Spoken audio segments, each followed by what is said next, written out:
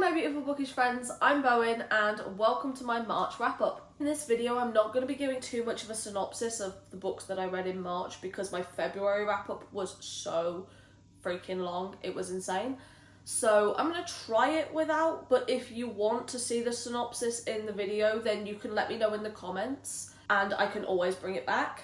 If it's still really echoey in here, I'm really sorry. I've not got any soft furnishings in my library yet to like absorb the sound. So the echo is still there. Hopefully it will get better, but I don't think it'll be able to get better for a couple of videos yet. So for that, I really do apologise. During this month, I didn't feel like I was having a really good reading month because I hit a slump somewhere in the middle of the month. I still managed to read 15 books and I also read the most pages that I've read in any given month at all this year. So let's get into the books and let's talk about them. The first book I read in March was End of Days by Susan E. This again is the lovely Fairy Loot edition. So you've got the gorgeous sprayed edges. You've got the inside of the dust jacket and underneath the dust jacket as well, which both look absolutely stunning. That artwork is fantastic. This is the third book in the Angel Fall series. I read Angel Fall in January and World After in February, so I finished the series in March. I gave this book a 2.5. Like, it was fine, but I don't really care about this series at all. I feel like this whole series is just kind of, I've outgrown this type of story. And it's not really done well enough, in my personal opinion, to stand out at all. There's nothing really there about it that's going to make me think of it ever again. The ending of this book as well, like the final fight scene and everything, was like, had a lot of build up, but then ended up just being really anticlimactic. It just finished really quickly. It had all of this build up and then just seemed to drop off out of nowhere, which was just, it's kind of common with books written in this era. This whole series is very early to mid 2010s classic.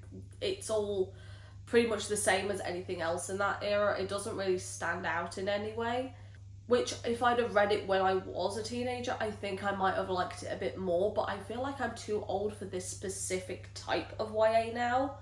The next book I read this month was Mysteries of Thorn Manor by Margaret Rogerson. Also, look how cute this is. This is adorable. Like, I don't like books that are different sizes in a series, and like very, very clearly different sizes, but like, it's so cute. I love it. I really like being back in this author's world and being back in this author's writing, and this one just focuses mostly on the relationship between Elizabeth and Nathaniel, but we got a little bit of Silas in there as well, and there's some magic that's gone awry. But this is just very cute and very cozy and very atmospheric, and it's really good. I gave it a 3.5 stars, but I'm finding that cozy fantasy just isn't for me. It's the same rating that I gave Legends and Lattes, so if that's your vibe, then I think you'll really like this. It also didn't really help that it's been so long, like 4 years or something, since I read Sorcery of Thorns, and I forgot pretty much everything that happened in there. But I really liked this one. It just wasn't quite the right fit for me. The next book I read this month was Temporary Bliss by BJ Harvey. Now this book, I gave this book a 1.25 star. This author's writing just isn't for me. I just was so bored. I so did not care about any of the characters, to the point where I've got 2 wish lists on Amazon. I've got a physical TBR wish list and a Kindle Unlimited wishlist of books and series that I've started or that I'm interested that are on Kindle Unlimited that I want to read. The whole rest of this series was on that Kindle Unlimited wishlist. Yeah, I deleted them all. Every single one of them. I don't want to read them. I don't want to read anything more written by this author. It just isn't for me. The writing just didn't work. I so wanted to DNF this, which is why it took me so long to read. I actually started this, I read the first maybe 20 something pages on the flight back from my holiday, and it took me until like the middle of March to finish it, or even have the will to pick it up. And even when I did, I was so bored.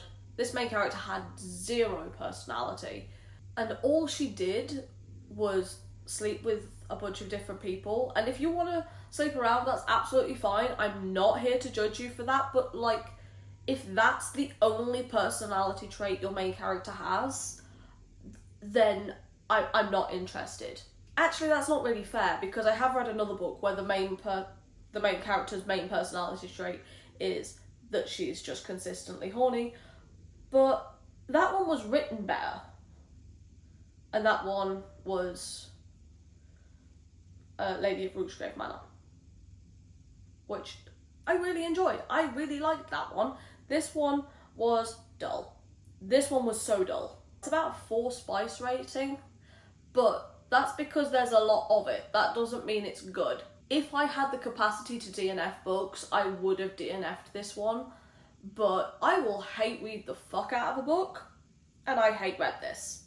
Even her job, the fact that she was a nurse, that could have been explored a lot more rather than the whole book just being about who she slept with. We're going to stop talking about that book now, and we're going to move on to one that I did enjoy, which is Robin by Cami Garcia and Gabriel Piccolo. I gave this book 4.5 stars, and I'm a little bit biased with this because I love this series. One, because the artwork is stunning. I'll show you, it's amazing.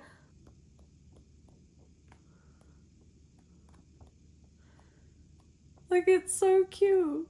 Also, because I was obsessed with the Teen Titans TV show when I was younger. Still am, to be honest.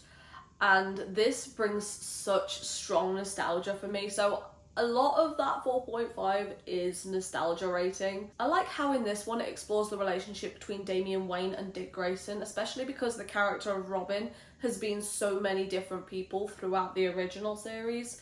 Not the TV show, I mean the actual original comics. So it's interesting to see where these authors take that story. I loved Dick and Damian's relationship. It was so sweet and so cute, and I cannot wait for more in this series. Starfire's book is going to be next, and I'm so excited. I love this series so much. The next book I read this month was This Wicked Fate by Kalynn Bayron. I gave this book a 3.5 stars. I really did enjoy it, but it was kind of slow in the middle. I love that every single one of the relationships in this are sapphic, and it's kind of funny in an unassuming kind of way. Like, you don't think it's going to be, and then it will just have something that just comes out of left field and catches you off guard and have you laughing out loud, which is just really good. There's one, I don't know how to talk about this, but I like that we get a redemption arc, but we don't necessarily get forgiveness, because sometimes forgiveness is not required, but I like that the character tries anyway. If you know, you know, but I don't know how to say that without spoiling it, so that's about as vague as I can possibly be. It isn't really necessarily like a standout series, but it's definitely a fun, enjoyable, good time. The next book I read this month was Secretly Yours by Tessa Bailey. I also gave this book a 3.5. I gave a lot of 3.5s this month. This is a story about Julian and Hallie has been pining after Julian for like the past 15 years, even though they don't live anywhere near each other. They had one interaction when they were 14 years old, and that caused her to pine for him for 15 years. Just, I don't know, there's something about that doesn't sit right with me.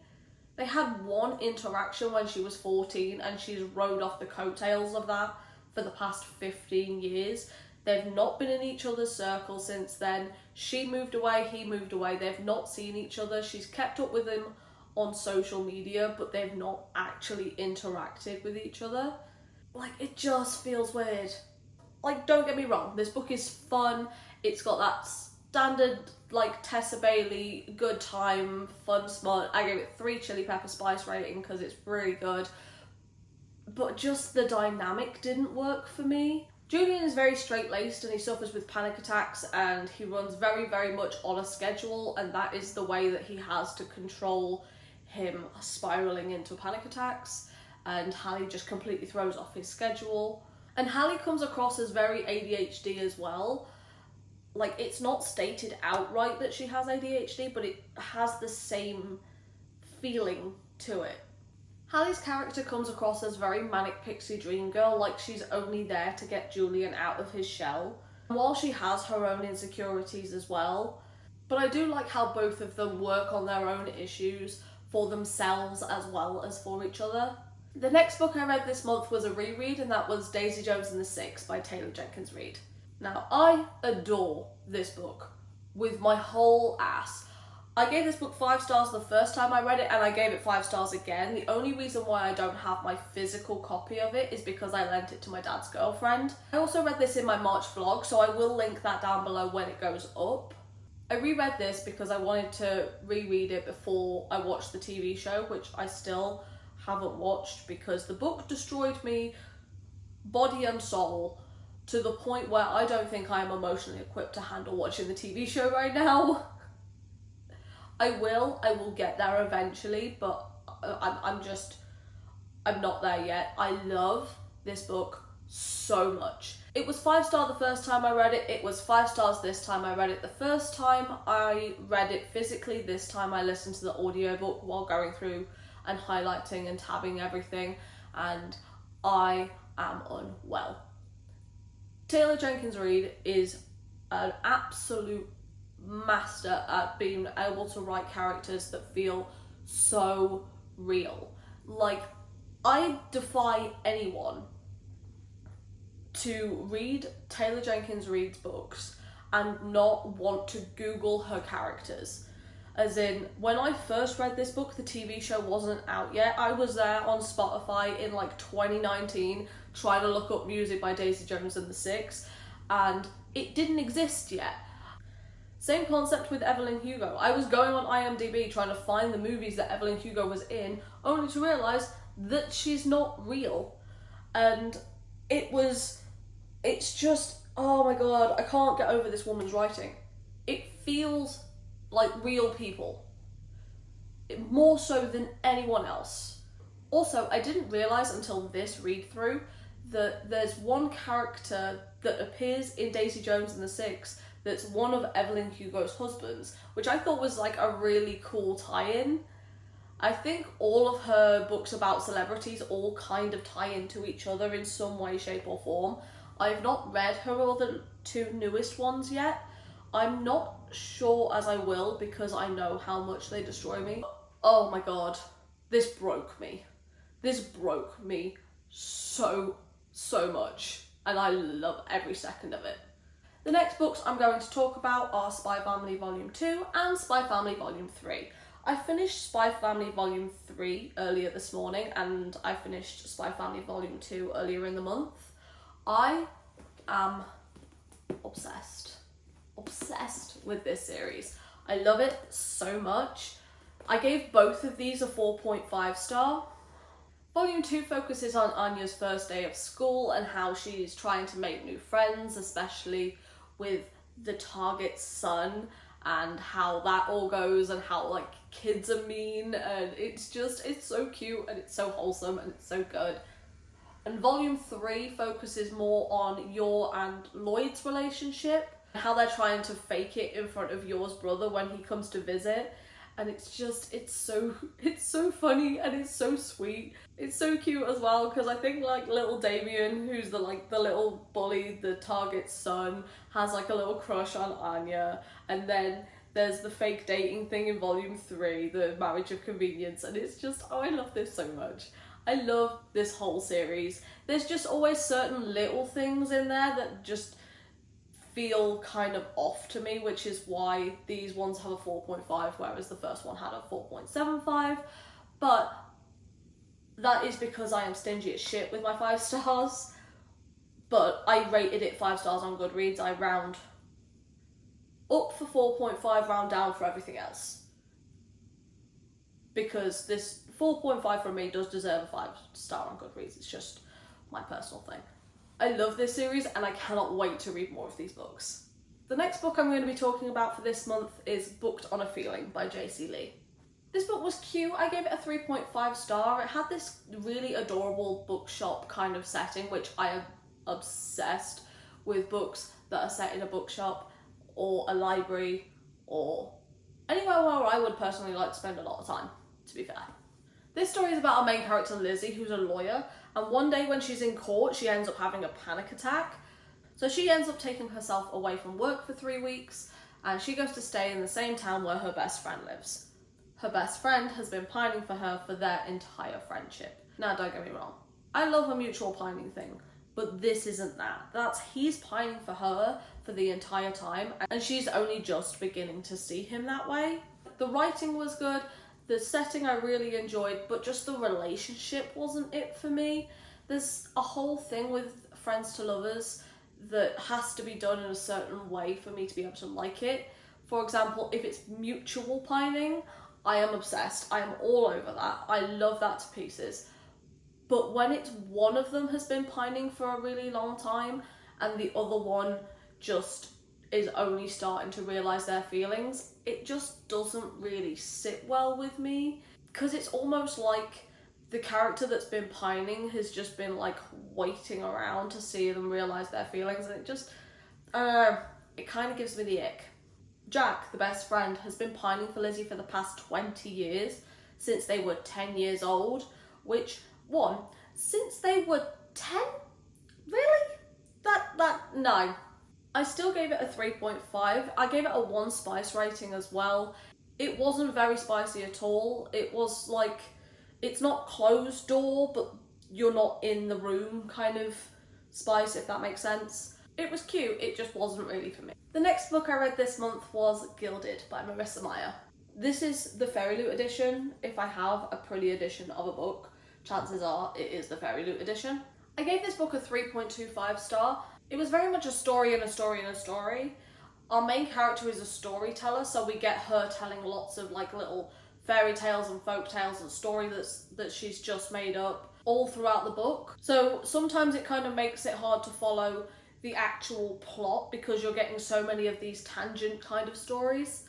Like the beginning and the setup was quite good, but the middle was really boring because it went off on so many different stories and tangents and everything. You can definitely tell that it's a Rumpelstiltskin retelling as well, and those elements that are woven through it, gold spinner, woven, lol. I just don't think this is for me. I am going to pick up the second one, but I don't think it's going to be a new favourite. The next book I read this month was It's Getting Scott in Here by Susan Enoch, which I don't think I pronounced correctly, I'm sorry.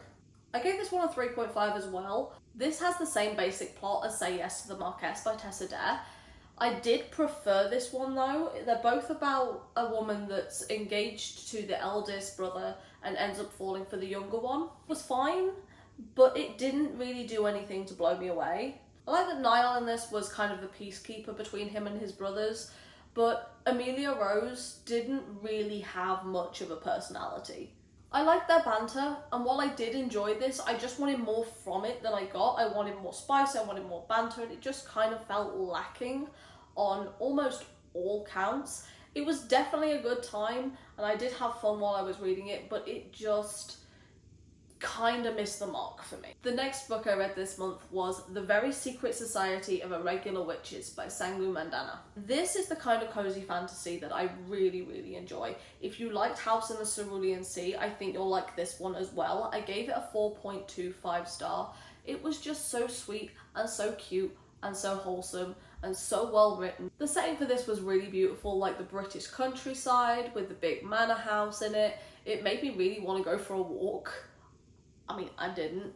I probably should have done, but I wanted to. I love Mika and James's grumpy sunshine kind of romance.